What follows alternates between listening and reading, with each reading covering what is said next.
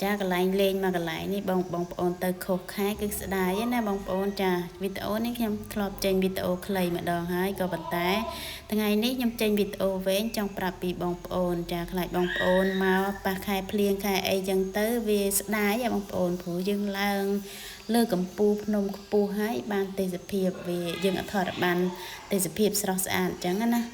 cha hai thángนี้ខ្ញុំចង់បញ្ជាក់ប្រាប់បងប្អូនណាបងប្អូនបើបងប្អូនមកខែ11 12រហូតដល់ខែ4ខែ5អញ្ចឹងអាចមកបានគឺទេសភាពស្រស់ស្អាតអញ្ចឹងណាហើយយើងថតមើលទៅក៏ស្រស់ស្អាតដែរចាកន្លែងនេះគឺដំណាក់កាលទី2កន្លែងលោកយាយម៉ៅចាសម្រាប់យើងដុតធូបបន់ស្រន់អីចឹងណាយើងឡើងភ្នំបូកគោសុំសេចក្តីសុខចឹងទៅចានេះគឺជាទី3បងប្អូនដំណាក់កាលទី3នេះគឺជាកន្លែងវត្តសំពើ5ចាវត្តសំពើ5គឺវត្តពីបុរាណហ្មងណាបងប្អូនគឺថាស្រស់ស្អាតមែនតែនចាមានជ្រោះឃើញទេបងប្អូនជ្រោះពពកគួរឲ្យ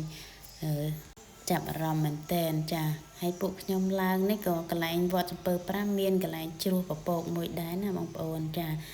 ខ្ញុំឡើងបានទៅមើលមកកន្លែងចានៅខាងក្រោយវត្តហ្នឹងខ្ញុំបានឡើងទៅមើលទេចាខ្ញុំបានឡើងទៅខាងមុខទេចាពេលដែលខ្ញុំទៅឃើញថាភ្ញៀវទេសចរច្រើនដែរបងប្អូនចាអត់មានដាច់ទេភ្ញៀវទេសចរនៅលើកំពូលភ្នំ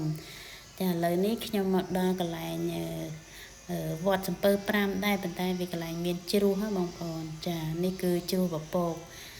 មិនមែនផ្សែងដុតព្រៃណាបងប្អូនគឺថាជ្រោះពពកស្រស់ស្អាតមែនតែនចាយើងទៅចំថ្ងៃចំខែ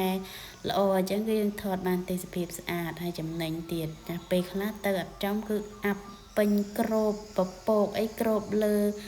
កំពូលភ្នំអស់ហ្មងថតអីក៏ស្អាតដែរចាខ្ញុំធ្លាប់ឡើងទៅច្រើនដងហើយពេលខ្លះហ្នឹងគឺថតអត់បានទេបងប្អូនព្រោះវាអាប់ពពកយើងថតអត់ការទេមើលទៅសក្បោល្ងិតឆឹងគួរឲ្យខ្លាចណាចាដល់ពេលយើងប៉ះពពកអញ្ចឹងទៅគួរឲ្យខ្លាចមែនតែបងប្អូនទៅជាក់ស្រាប់ហើយល្ងិតឆឹងហ្មងណាហើយឥឡូវនេះពួកខ្ញុំឡើងទៅដល់កន្លែងចំណុចកំពូលទី4ណាបងប្អូនទី4ហ្នឹងគឺកន្លែងជ្រោះពពកចាជ្រោះពពកនៅក្រោយអាគារចាអាគារនេះគឺសល់ពីសង្គមបារាំងចាបងប្អូនមើលទៅដូចបុរាណអញ្ចឹងចានេះកន្លែងនេះគឺកន្លែងជ្រោះកំពូលភ្នំហើយចាហើយកន្លែងមានកន្លែងអង្គុយលេងក៏ដូចជាមានកន្លែងចំណតឡានអីចឹងណាចានេះគឺកាស៊ីណូសម័យសង្គមបារាំងអញ្ចឹងណា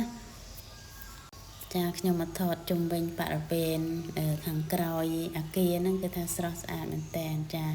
នេះយើងកំពុងតែអោនមើលជ្រោះពពកបងប្អូនមើលទៅគួរខ្លាចមែនតើបងប្អូនឃើញទេពពកពេលខ្លះនៅក្រោមយើងទៀតណោះចាពេលខ្លះក៏គ្របចិត្តអស់លេងអញ្ចឹងណាប៉ុន្តែនេះពពកនៅ